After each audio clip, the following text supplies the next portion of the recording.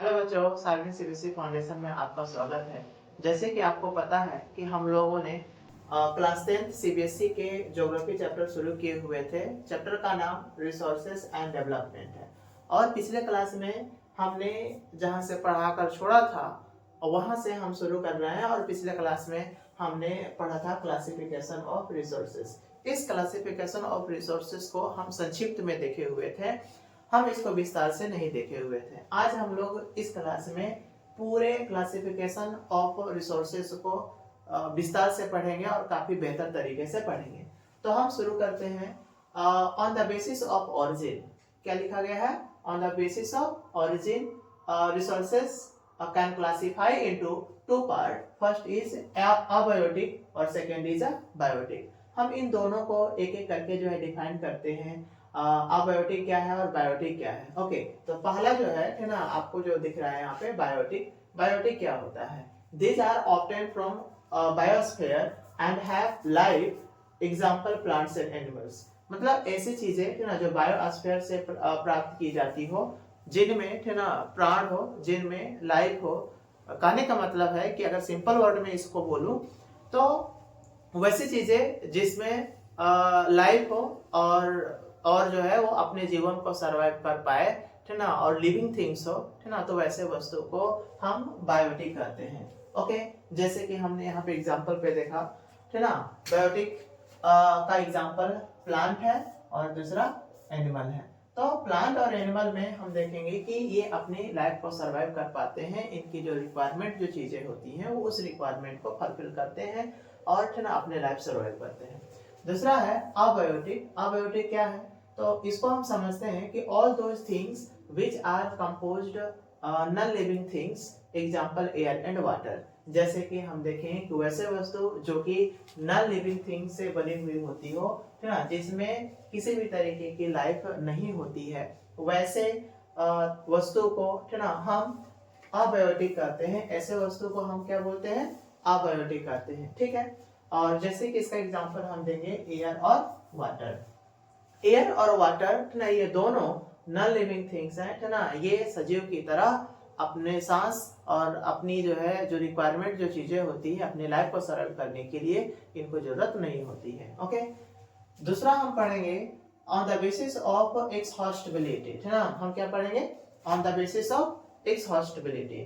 तो हम यहाँ समझेंगे कि एक्सहॉस्टिबिलिटी के आधार पर, है ना, हम रिसोर्सेज को दो भागों में बांटते हैं, रिन्यूएबल, है ना, resources and second is a non renewable resources, है ना। हम यहाँ समझते हैं कि एक्सहॉस्टिबिलिटी क्या होता है ना, समाप्तिशीलता, है ना, समाप्तिशीलता मतलब समाप्त होने वाली रिसोर्सेस के आधार पर भी हमने रिसोर्सेस को बांटा है, जिसमें हम रिन्यूएबल रिसोर्सेस बोलेंगे और नॉन रिन्यूएबल रिसोर्सेस बोलेंगे। तो हम इन दोनों को एक एक करके समझते हैं कि रिन्यूएबल रिसोर्सेस क्या होता है ना।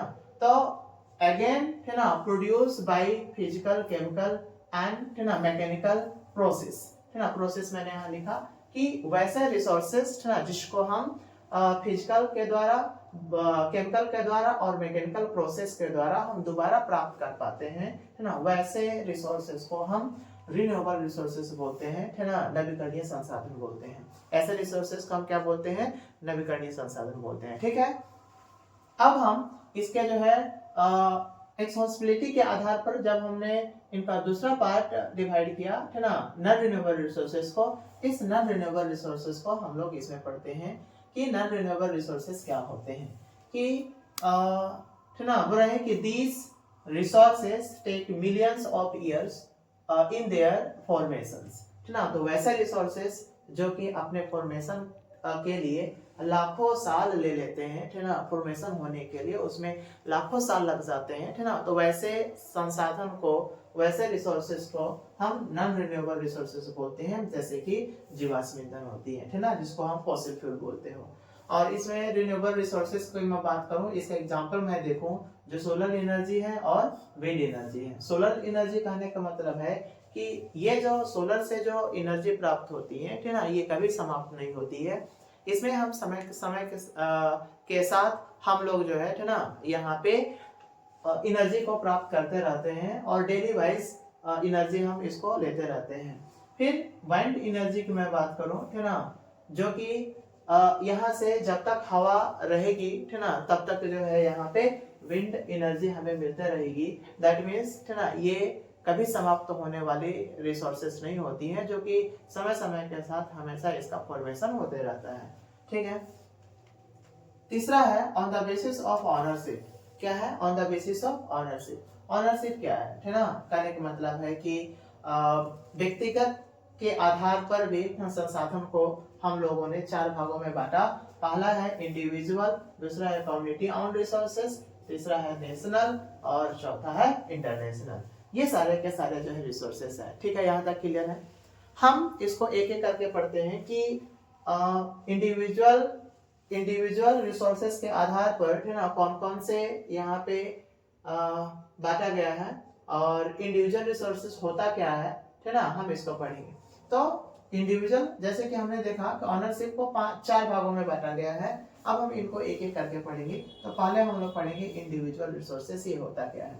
तो these are owned privately by the individuals, मतलब जो है अगर हम इंडिविजुअल बेसिस के आधार पर अगर हम रिसोर्सेस को बांटते हैं ना, तो इसमें किसी भी रिसोर्सेस पर इंडिविजुअल व्यक्ति की अधिकार होती है, इंडिविजुअल व्यक्ति का पोसेशन होता है। ठीक है, तो वैसे रिसोर्सेस को हम इंडिविजुअल रिसोर्सेस बोलते हैं। जैसे कि जो है अगर हम यहाँ पे प्लॉट की बात करें और हाउस की बात करें, तो ये सारे के सारे जो है इंडिविजुअल रिसोर्सेस के अंतर्गत आते हैं। अब हम दूसरा पढ़ेंगे, है ना। दूसरा है कि कम्युनिटी ऑन रिसोर्सेस, है ना, मतलब ये वाला। ठीक है, कम्युनिटी ऑन रिसोर्सेस क्या होती है कि which accessible to all the members of a community. Okay, कहने का मतलब है कि ऐसा रिसोर्सेस, है ना, जिसमें सारे मेंबर, है ना, सारे जो है कम्युनिटी के मेंबर का अधिकार होता है ना, उस चीज को एक्सेस करने के लिए।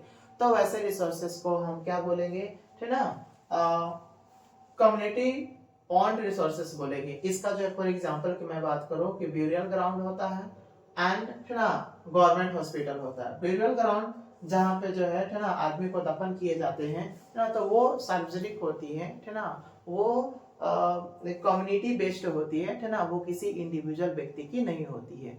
इसीलिए जो है हम इसको क्या बोल सकते हैं, ब्यूरियल ग्राउंड, है ना। और जैसे गवर्नमेंटल हॉस्पिटल की मैं बात करूं, तो गवर्नमेंट हॉस्पिटल किसी एक इंडिविजुअल व्यक्ति की नहीं होती है, ये, है ना, पब्लिकली होती है और उसमें जो है कोई भी जाकर अपना ट्रीटमेंट और अपने इलाज करवा सकता है।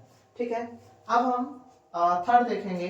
ठीक है, नेशनल रिसोर्सेस। हम क्या देखेंगे, third, national resources. National resources होता क्या है ना, तो नेशनल रिसोर्सेस होता है कि ऑल द रिसोर्सेस, है ना, belong to the nation, all the resources belong to the nation but coming under the territory of country.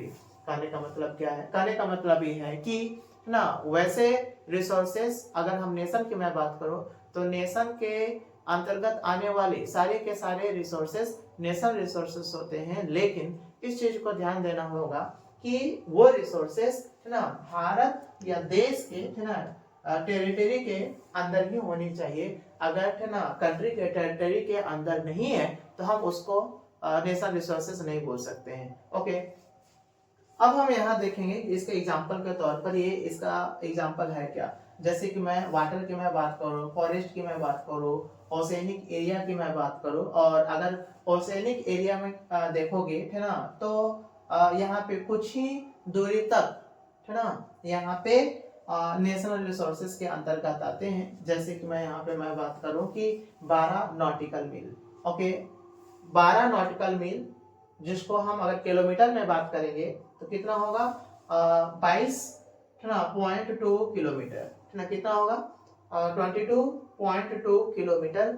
अगर मैं किलोमीटर देखूं, अगर नॉटिकल मील की मैं बात करूं, तो, है ना, ओसेनिक एरिया में, है ना, कोस्ट एरिया से 12 नैनोमीटर अंदर तक, सॉरी, नॉटिकल माइल अंदर तक, है ना, यहाँ पे नेशनल प्रॉपर्टीज होती हैं। उसके बाद से 12 नॉटिकल मील के बाद, है ना, उधर जितने भी प्रॉपर्टी आती हैं वो सारे के सारे इंटरनेशनल होती है। जैसे कि मैं यहाँ पे बात करूँ कि 1 nautical mile equal to 1.852 kilometre होती है, और इस का अगर फुल फॉर्म देखो एनएम का, तो यहाँ पे नॉटिकल मील इसको हम लोग बोलेंगे। ठीक है, अब यहाँ पे देखेंगे कि 200 नॉटिकल मील तक, है ना, जो कि एक्सक्लूसिव इकोनॉमिक जोन होता है, ठीक ना, 200 नॉटिकल मील तक, है ना, एक्सक्लूसिव इकोनॉमिक जोन होती है। क्या होती है? इकोनॉमिक एक्सक्लूसिव जोन होती है ना, जिसको हम बोलेंगे विशिष्ट आर्थिक क्षेत्र, है ना, जिसको हम क्या बोलेंगे? विशिष्ट आर्थिक क्षेत्र, है ना, जो कि 200 नॉटिकल मील तक होती है। उसके बाद से, है ना, जितने भी 200 नॉटिकल मील के बाद जो एरियाज आती हैं वो इंटरनेशनल के एरियाज में वो सारे के सारे आते हैं। ठीक है, तो यहाँ तक हमने देखा, है ना। अब हम इसके अगले टॉपिक जिसको हमने ये छोड़े हैं, नेशन हो गया है, इंटरनेशनल, हम लोग इसके अगले पॉइंट में हम लोग जानेंगे कि इंटरनेशनली रिसोर्सेज क्या होते हैं, इंटरनेशनल रिसोर्सेज क्या होता है, इसके बारे में हम लोग इसके अगला पॉइंट में हम लोग पढ़ेंगे। ठीक है, जैसे कि हम लोगों ने 4th तक हम लोगों ने पढ़ लिया था। आज अब हम लोग जो है 5th पढ़ेंगे, और 5th मैं यहाँ लिख रहा हूँ, जैसे कि आपको दिख रहा होगा। 5th है इंटरनेशनल, है ना। इंटरनेशनल रिसोर्सेज क्या है? तो जैसे कि अगर इसका स्टेटमेंट देखो तो resources which are not being owned by any specific nation. कहने का मतलब है कि कोई भी ऐसी जो रिसोर्सेस हैं, कोई भी ऐसी वस्तु है या ऐसी चीजें हैं जो कि किसी भी नेशन का ना हो, ठीक ना, किसी भी नेशन का ना हो। कहने का मतलब है कि जो 200 नॉटिकल मील हमने देखा, 200 नॉटिकल मील के बाद, ठीक ना, जितने भी जो एरियाज आएंगे वो सारे के सारे इंटरनेशनल आएंगे, ठीक ना, इंटरनेशनल के टेरिटरीज में आएंगे। ठीक है, तो हमने यहाँ देखा कि ऐसे रिसोर्सेस जो कि किसी भी स्पेसिफिक नेशन का नहीं हो, अगर किसी भी स्पेसिफिक नेशन का नहीं है तो मान लो कि वो क्या है? International resources. जैसे कि, है ना, हम अनक्लोज, है ना, UNCLOS this is a organization, है ना, ये क्या है? ऑर्गेनाइजेशन है। ये क्या है? ऑर्गेनाइजेशन है। ठीक है, ऑर्गेनाइजेशन। ये ऑर्गेनाइजेशन क्या होता है? इसका फुल फॉर्म क्या होता है अनक्लोज का? तो इसका फुल फॉर्म हम देखेंगे कि United Nation Convention on the Law of the Sea, है ना। इसका जो फुल फॉर्म है United Nation Convention on the Law of the Sea, ये इसका फुल फॉर्म है। और इसका, इस ऑर्गेनाइजेशन का जो अडॉप्ट किया गया था इंटरनेशनली तरीके से, है ना, इंटरनेशनली तरीके से इसको अडॉप्ट किया जाता है। किसके लिए? तो इंटरनेशनल जो रिसोर्सेस होते हैं, है ना, जो चीजें होती हैं उसको कंट्रोल करने के लिए। जैसे कि इसको अडॉप्ट किए गए थे 1982 को, है ना। कब अडॉप्ट किए गए थे? 1982 को। लेकिन इस अडॉप्ट इस समय कर लिया गया था, लेकिन ये लागू कब होते हैं, इनफोर्स कब होते हैं? तो 1994 को। ठीक है, अब जितने भी इंटरनेशनली रिसोर्सेस आएंगे सारे के सारे इन अनक्लोज के कंट्रोल में आएंगे। ठीक है, यहाँ तक क्लियर है। अब हम चौथा देखेंगे, है ना, जो ऑन द बेसिस है। चौथा देखेंगे कि on the basis of status of development, on the basis of status of development हमने इसको भी 5 कैटेगरी में कैटेगराइज किया है। इसको भी हमने कितने कैटेगरी में कैटेगराइज किया? 5। और वो कौन कौन से हैं? पहला पोटेंशियल रिसोर्सेस है। पहला क्या है? Potential resources. ये क्या होता है? तो resources which are found in a region but they have not been utilized, है ना। जैसे कि हम बात करेंगे सोलर एनर्जी।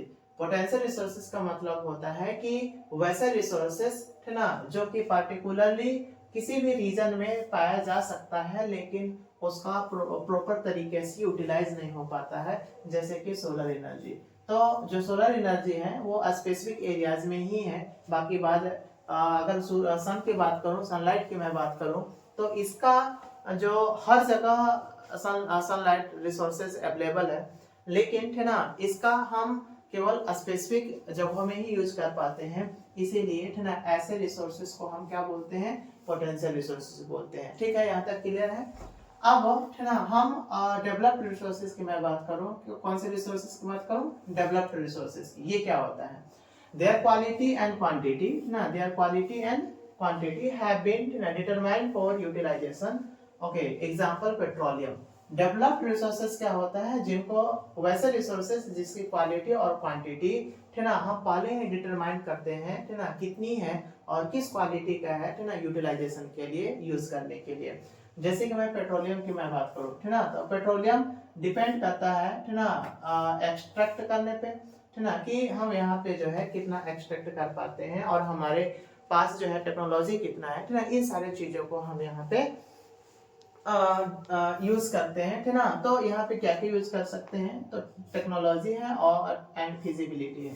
फिजिबिलिटी की मैं बात करूं है ना, संभव है ना, फिजिबिलिटी की मैं बात क्या करूं, संभव है ना। तो टेक्नोलॉजिकली है ना हमें जरूरी है ना, टेक्नोलॉजी हमें जरूरी है फॉर एक्सट्रैक्टिंग ऑफ पेट्रोलियम और फिजिबिलिटी है ना, और ये पॉसिबल होनी चाहिए है ना, संभव होनी चाहिए, ताकि जो है हम इजीली तरीके से उसको एक्सट्रैक्ट कर पाएंगे है ना। तो ये होती हैं डेवलप्ड रिसोर्सेज। अब स्टॉक क्या होती है ना, स्टॉक क्या होती है, तो resources in the environment which have the potential to satisfy human needs but do not have the appropriate technology to access these है ना। दैट मीन्स हम बोल सकते हैं कि स्टॉक का मतलब भंडार, और है ना वैसे रिसोर्सेस जो कि स्टॉक में तो बहुत सारे हैं है ना, स्टॉक में तो बहुत सारे हैं, लेकिन हम जो है यहाँ पे लेकिन इनकी इतनी ज्यादा पोटेंशियल है कि ह्यूमन नीड्स को फुलफिल कर सकती है। जितने भी ह्यूमन नीड्स की जरूरत है सारे के सारे जरूरतों को वो पूरा कर सकती है, लेकिन है ना, लेकिन टेक्नोलॉजी नहीं होने के कारण से है ना हम इसको एक्सट्रैक्ट नहीं कर पाते हैं है ना, और अप्रोप्रिएट तरीके से हम यूज नहीं कर पाते हैं। तो ऐसे रिसोर्सेज को हम क्या बोलते हैं, स्टॉक बोलते हैं। ऐसे रिसोर्सेज को क्या बोलते हैं, स्टॉक बोलते हैं। अब हम यहाँ अगर रिजर्व की बात करूं, तो रिजर्व रिसोर्सेज क्या होती है, तो reserve resources for future to use new generation. That means we already know about reserve, that means है ना we reserve resources for future generation, upcoming future generation we can say, okay। And developed, what you know about developed resources means you know, some condition follow on these basis of developed, that means these developed resources follow some condition, term and condition, then you know that resources is a developed resources, okay। Like as first condition is availability of technology, second is willingness to use, and third is always able to use। That means that types of resources which is always available always able to use, that means वो वस्तुएं है ना पूरी तरीके से available होती है, जिसको हम जब चाहें है ना तब हम उसका यूज कर सकते हैं, और हम इतनी एबल हो सकते हैं कि जब भी हमें जरूरत पड़ी, नीड पड़ी, तो हम उसका यूज कर पाएंगे। दूसरा है ना willingness to use, that means हमारी जितनी इच्छा करे, हमारी जितना इच्छा करे है ना, तब हमारी इच्छा के अनुसार हम उस संसाधन, उस रिसोर्सेज का हम उपयोग कर पाएंगे। और पहला है ना availability of technology. Availability of technology that means है ना जिस रिसोर्सेज को हम एक्सट्रैक्ट कर रहे हैं, एक्सट्रैक्ट करने के लिए हमें है ना प्रॉपर्ली तरीके से टेक्नोलॉजी अवेलेबल होनी चाहिए, ताकि हम इजीली तरीके से रिसोर्सेज को एक्सट्रैक्ट कर पाएंगे। ठीक है, तो हमने यहाँ पे जितने भी क्लासिफिकेशन था रिसोर्सेज का, सारे के सारे क्लासिफिकेशन को हमने देखा, ठीक ना, और हमने इसको पूरे बेहतर तरीके से समझा। ठीक है, तो यहाँ पे सभी को समझ में आया है ना, हम यहाँ पे प्रॉपर तरीके से समझे। ठीक, तो हम लोग यहाँ पे क्लास ओवर करते हैं। Thank you.